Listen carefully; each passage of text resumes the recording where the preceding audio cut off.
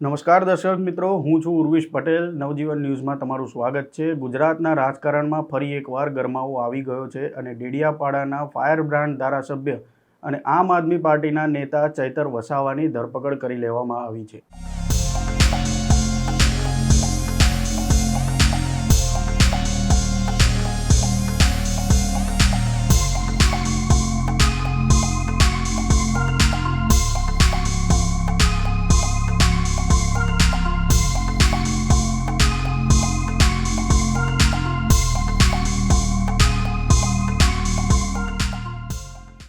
તેમની સામે હત્યાના પ્રયાસ જેવા ગંભીર ગુના નોંધાયા છે.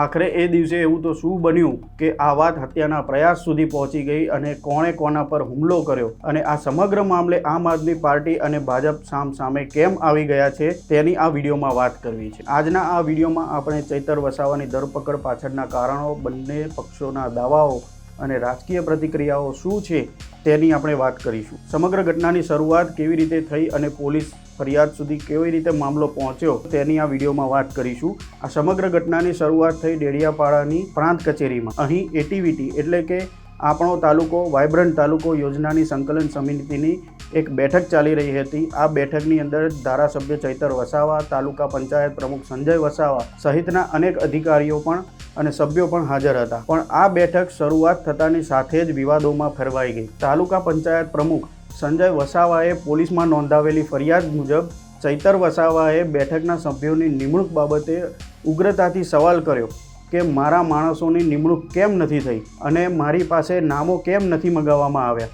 ફરિયાદ અનુસાર આ બોલાચાલી એટલી બધી વધી ગઈ કે ચૈતર વસાવાએ ટેબલ પર પડેલો ગ્લાસ સંજય વસાવા તરફ ફેંક્યો. જોકે પોલીસે વચ્ચે હાથ રાખતા સંજય વસાવાને માથાના ભાગે ઈજા થઈ. એટલું જ નહીં, ફરિયાદમાં એવો પણ આરોપ છે કે ચૈતર વસાવાએ તૂટેલા ગ્લાસનો ટુકડો સંજય વસાવાને મારવાનો પ્રયાસ પણ કર્યો અને ધમકી પણ આપી કે આજે તો તને મારી નાખીશ, જીવતો નહીં રહેવા દઉં. આ ફરિયાદ આધારે ચૈતર વસાવાની સામે હત્યાના પ્રયાસની ગંભીર કલમો હેઠળ ગુનો નોંધાયો છે. સાથે જ તેમની ધરપકડ પણ કરવામાં આવી છે. પરંતુ આ સિક્કાની એક માત્ર બાજુ છે. ચૈતર વસાવાએ સંજય વસાવાની સામે ડેડિયાપાડા પોલીસ સ્ટેશનમાં લેખિત અરજી આપી છે. જોકે તેની પર હજુ સુધી કોઈ ફરિયાદ નોંધાઈ નથી. ચૈતર વસાવાનો આરોપ છે કે સંજય વસાવાએ તેમને વિશ્વાસમાં લીધા વગર કમિટીમાં અક્ષય જૈન સહિત કેટલાક બિન ચૂંટાયેલા સભ્યોની નિમણૂક કરી દીધી હતી. ચૈતરભાઈનો વાંધો હતો કે જે લોકો ચૂંટાયેલા પ્રતિનિધિ નથી તેમને કમિટીમાં ન લેવા જોઈએ. જ્યારે તેમણે આનો વિરોધ કર્યો અને કમિટીને રદ કરવાની માંગ કરી ત્યારે સંજય વસાવા ઉશ્કેરાઈ ગયા. ચૈતર વસાવાની અરજી મુજબ સંજય વસાવાએ કહ્યું કે આ અમારા સભ્યો છે, અમારી સરકાર છે અને મિટિંગ તો થશે જ, તમારે જે કરવું હોય તે કરી લો. આટલું કહી સંજય વસાવાએ ચૈતર વસાવાની ફેંટ પકડી લીધી, તેમના કુર્તાના બટન તોડી નાખ્યા અને જોઈ લેવાની ધમકી આપી. અહીં એક નવો ટર્નિંગ પોઈન્ટ પણ આવે છે. એક એવો નવો દાવો કરવામાં આવે છે કે મહિલા પ્રમુખ સાથે ચૈતર વસાવા દ્વારા અભદ્ર વર્તન કરવામાં આવ્યું. આ બધાની વચ્ચે ફરિયાદી સંજય વસાવાએ મીડિયા સમક્ષ એક નવો દાવો પણ કર્યો છે. તેમના કહેવા મુજબ ઝઘડાની અસલ શરૂઆત ત્યારે થઈ જ્યારે ચૈતર વસાવાએ સાગબારા તાલુકા પંચાયતના પ્રમુખ ચંપાબહેન વસાવા સાથે અભદ્ર ભાષામાં વાત કરી. સંજય વસાવાએ કહ્યું કે જ્યારે તેમણે ચૈતરભાઈને એક મહિલા સાથે આવી રીતે વાત ન કરવા માટે ટોક્યા ત્યારે ચૈતર વસાવા ઉશ્કેરાઈ ગયા અને તેમણે તેમના પર હુમલો કરી દીધો. ઘટના બાદ રાજકીય યુદ્ધ ફાટી નીકળ્યું, જેમાં આમ આદમી પાર્ટી અને ભાજપ દ્વારા સામે નિવેદનબાજી પણ કરવામાં આવી. ચૈતર વસાવાની ધરપકડ થતાં જ આમ આદમી પાર્ટી અને ભાજપ બંને વચ્ચે રાજકીય યુદ્ધ છેડાઈ ગયું. આમ આદમી પાર્ટીના રાષ્ટ્રીય કન્વીનર અરવિંદ કેજરીવાલ દ્વારા ટ્વીટ કરીને કહેવામાં આવ્યું કે વિસાવદરની પેટા ચૂંટણીની હાર બાદ ભાજપ ડગાઈ ગયું છે.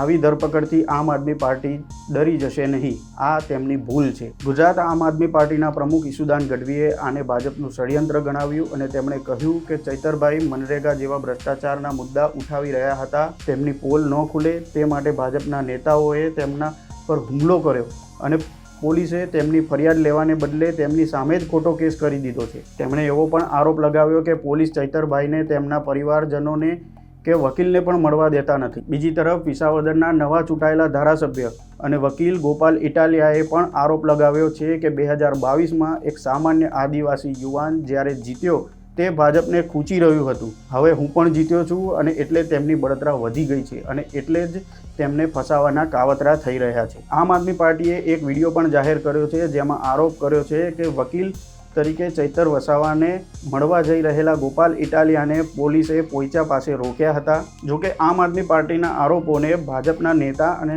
સાંસદ મનસુખ વસાવાએ ફગાવી દીધા છે. અહીં એ ઉલ્લેખનીય છે કે મનસુખ વસાવા અને ચૈતર વસાવા વચ્ચે રાજકીય ગજગરાહ જગ જાહેર છે. મનસુખ વસાવાએ કહ્યું હતું કે આ ઘટના ભાજપ પ્રેરિત નથી, તે એક સરકારી બેઠક હતી. ચૈતર વસાવાએ આ બેઠક ન થવા દેવાની વાત કરી અને સંજય વસાવા પર હુમલો કર્યો.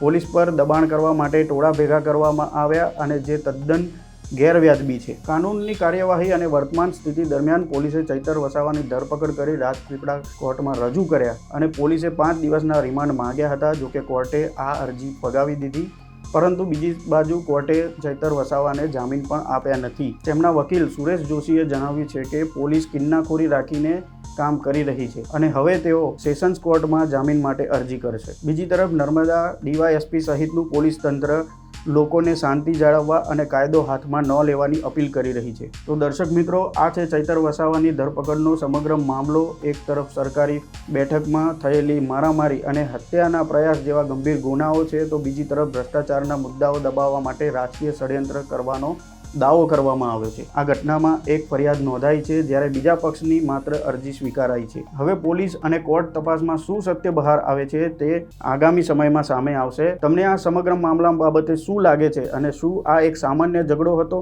કે પછી કોઈ રાજકીય રંગ અપાયો છે કે પછી ખરેખર એક સુનિયોજિત ષડયંત્ર છે? તમારા વિચારો અમને કોમેન્ટમાં જરૂર જણાવજો. સાથે જ તમને જણાવી દઈએ કે હાલમાં ચૈતર વસાવાને વડોદરાની સેન્ટ્રલ જેલમાં જ્યુડિશિયલ કસ્ટડી હેઠળ રાખવામાં આવ્યા છે. જો તમને આ વિડીયો પસંદ આવ્યો હોય તો લાઇક કરો, શેર કરો અને ચેનલને સબસ્ક્રાઇબ કરવાનું ભૂલશો નહીં. આભાર.